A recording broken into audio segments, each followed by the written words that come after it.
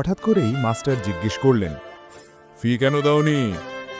চুপচাপ মাথা নিচু করে দাঁড়িয়ে রইল একটি ছেঁড়া জামা পরা ছেলে। তার চোখে ছিল ভয় আর লজ্জার ছায়া। রাগে মাস্টার তাকে কান ধরে ক্লাসরুমের বাইরে বের করে দিলেন। ক্লাসরুমের সামনে কান ধরে দাঁড়িয়ে রইল ছেলেটি।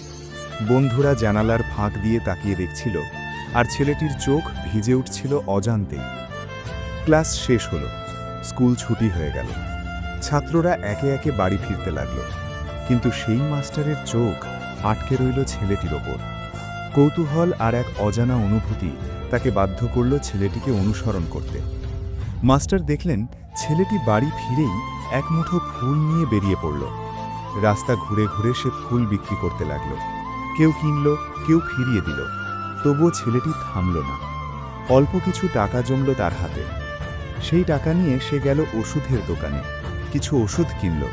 তারপর সবজি বাজার থেকে সামান্য সবজি নিল। মাস্টার দূর থেকে সব দেখছিলেন।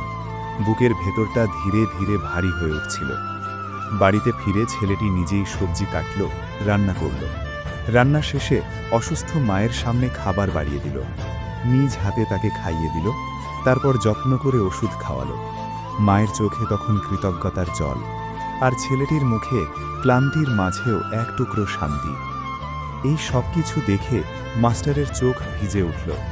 সকালে যে ছেলেটিকে তিনি কান ধরে বের করে দিয়েছিলেন, সে যে কত বড় মানুষ, আজ তিনি তা বুঝলেন।